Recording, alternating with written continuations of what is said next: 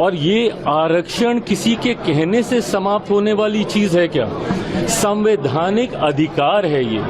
आरक्षण किसी को दी हुई खैरात नहीं है, ये संवैधानिक अधिकार है और दुनिया की कोई ताकत आरक्षण को कतई समाप्त नहीं कर सकती है। और जो लोग इसको समाप्त करने की सोच रखते हैं, कभी समीक्षा के माध्यम से, कभी सुधार के माध्यम से, उनको संभवतः ये पता ही नहीं है कि आरक्षण क्यों जरूरी है। आप जब शेड्यूल कास्ट, शेड्यूल ट्राइब्स की आप बात करते हैं, बहुत आसानी से कह देते हैं कि भाई इन लोगों को क्यों आरक्षण के साथ जोड़ा जाए, बट आज भी ऐसी घटनाएं होती हैं। खड़गे साहब के साथ क्या हुआ था? उस मंच पे गए थे, उस मंच का शुद्धिकरण किया गया ना।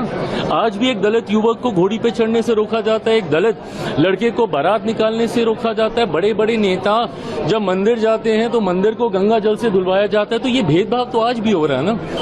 और ये वही अनुसूचित जाति है जो छुआछूत का शिकार रही है। भारत के संविधान में जब आप शेड्यूल कास्ट को देखते हैं, ये ऐसी कास्ट है जिनको शेड्यूल किया गया है, जिनका आधार छुआछूत था, जिसकी वजह से इनको गांव से बाहर रखा जाता था।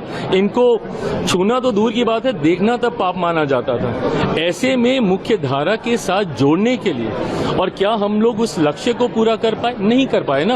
आज भी ये भेदभाव होता है। तभी जब मैं क्रीमी लेयर का भी मैं विरोध करता हूं, मैं इसीलिए करता हूं कि आज कम से कम हम लोग एकजुट हैं तो अपनी बात रख पा रहे हैं। बट जैसे ही इसमें सब क्लासिफिकेशन होने लग जाएगा, जैसे ही इसमें क्रीमी लेयर की बात हम लोग करने लग जाएंगे, तो ताकत हम लोग की घटने लग जाएगी। और जैसे ही ताकत घटेगी तो धीरे धीरे करके संभवतः ऐसी सोच वाले लोग जो आरक्षण को समाप्त करना चाहते हैं, उनको ज्यादा बल मिलेगा। आज की तारीख में शेड्यूल कास्ट हो, शेड्यूल ट्राइब, अब शेड्यूल ट्राइब में यही सारी जातियां हैं जिनकी वेशभूषा अलग रही, जिनका रहन सहन, बोलचाल, ऐसे ट्राइब्स को शेड्यूल किया गया। पिछड़ा वर्ग से आने वाले लोग जिनको संभवतः मौके नहीं मिले, इसके माध्यम से उनको, और अब तो जो लोग आर्थिक तौर पे कह रहे हैं, ऊंची जाति से आने वाले गरीब लोगों को भी 10% का आरक्षण मोदी जी की इसी सरकार में हम लोगों ने पारित करने का काम किया।